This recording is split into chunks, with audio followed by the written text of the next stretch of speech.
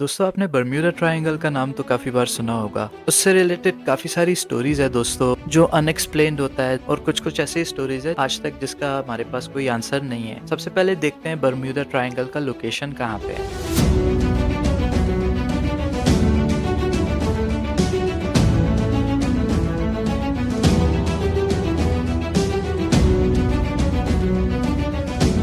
तो दोस्तों ये यूनाइटेड स्टेट के साउथ में आता है। दोस्तों बर्म्यूडा का लोकेशन बर्म्यूडा, मायामी और पोर्टोरिको में ऐसे ट्रायंगल शेप में आता है, जहां सालों से hundreds of ships and planes disappear हुआ है बिना किसी रीजन या कारण के। इसी डिसअपियरेंस में एक कहानी है दोस्तों फ्लाइट 19 का, जो बहुत ही इंटरेस्टिंग है।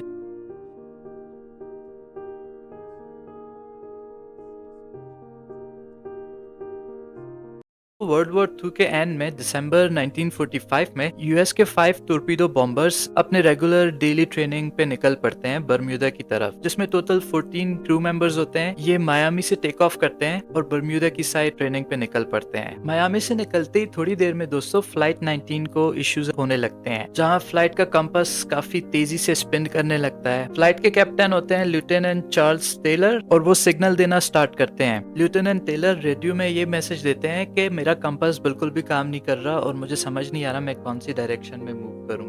अब जैसे ये बात करते जाते हैं रेडियो में, उसी तरह इनकी सिग्नल काफी वीक होता जाता है रेडियो का, यहाँ तक कि बिल्कुल बंद हो जाता है इनसे सिग्नल आना। बेस में पता चलता है कि कुछ प्रॉब्लम जरूर है, तो 2 फ्लाइट्स को और डिस्पैच करते हैं इसको ढूंढने के लिए या पोटेंशियली हेल्प करने के लिए इस फ्लाइट को। जहाँ फ्लाइट 19 का लास्ट लोकेशन बर्म्यूडा ट्रायंगल के आसपास पड़ता है दोस्तों, तो ये 2 फ्लाइट वही के लिए निकल जाते हैं और ट्राई करते हैं कि अगर बर्म्यूडा के आसपास ये फ्लाइट मिल जाता है। कुछ समय बीत जाता है दोस्तों, और इन 2 रेस्क्यू प्लेन में से सिर्फ एक ही वापस आ सकता है और दूसरा रेस्क्यू प्लेन भी वापस नहीं आता। टोटल दोस्तों 13 क्रू मेंबर्स लॉस्ट होते हैं इस दिन 20 मिनट्स के अंदर अंदर, लेकिन फ्लाइट 19 नहीं मिलता।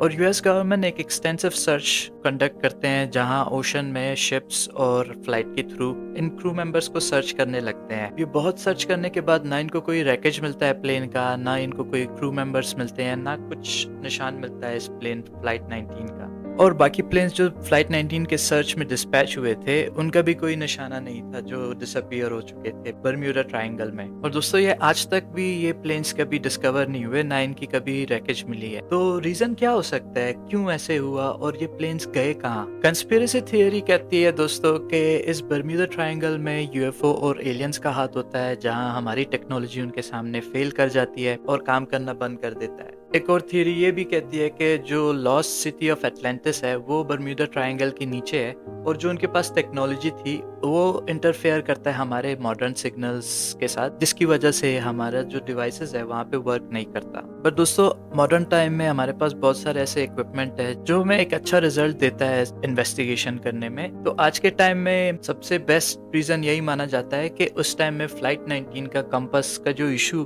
कंपास ने मल फंक्शन किया, जिसका मतलब होता है दोस्तों कि कंपास कोई भी डायरेक्शन दिखा सकता है। पॉसिबिलिटी ये है दोस्तों कि पायलट लैंड की बजाय उल्टा पैसिफिक ओशन की तरफ फ्लाइट को ले गया, जहां जाते जाते फ्यूल खत्म हो जाता है फ्लाइट का और वो समंदर में डूब सकता है। क्योंकि दोस्तों 1940s के कंपास इतने अच्छे और अनवल्नरेबल नहीं होते थे मैग्नेटिक फील्ड्स के अगेंस्ट, और मौसम खराब होने की वजह से हो सकता है कि मैग्नेटिक फील्ड उस एरिया का काफी स्ट्रॉन्गर था उस टाइम पे, जिसकी वजह से कंपास ने मल फंक्शन किया। और जो रेस्क्यू मिशन के लिए जो प्लेन भेजा गया था, उस प्लेन का नाम था मार्टिन PBM मरीनर्स। वो प्लेन एक नॉन डिफॉल्टी प्लेन था दोस्तों, जिसको यूएस गवर्नमेंट ने जल्दी बंद भी कर दिया। और इस प्लेन को क्रैश होते हुए एक आई विटनेस जो एक फिशरमैन था, उसने देखा था कि ये प्लेन क्रैश होता है ओशन पे। क्योंकि ये ओशन में फ्लेम में था, तो पॉसिबिलिटी ये है कि ये मिड एयर में ही इसमें आग लगी होगी दोस्तों ये सब क्लोजेस्ट टू रियलिटी हम गेस कर सकते हैं, लेकिन क्योंकि हमें रैकेज नहीं मिला बर्म्यूडा ट्रायंगल में, फ्लाइट 19 अभी भी एक मिस्ट्री ही है। बर्म्यूडा ट्रायंगल काफी डिस्प्यूटेड और काफी कंट्रोवर्शियल एरिया है दोस्तों, जहां साइंटिस्ट और कुछ ग्रुप ये डिस्कस कर रहे हैं कि हाँ यहाँ पोटेंशियली कुछ अलग टेक्नोलॉजी हो सकता है, और जहाँ के कुछ लोग कहते हैं कि नहीं, Bermuda triangle is nothing, just a normal Atlantic ocean. जहाँ आज का अगर हम डेटा देखें दोस्तों, तो बर्म्यूडा ट्रायंगल में सेम अमाउंट ऑफ एक्सीडेंट्स होते हैं जितना बाकी के अटलांटिस ओशन में होता है, तो इसको हम एक स्पेशल जगह नहीं कह सकते दोस्तों।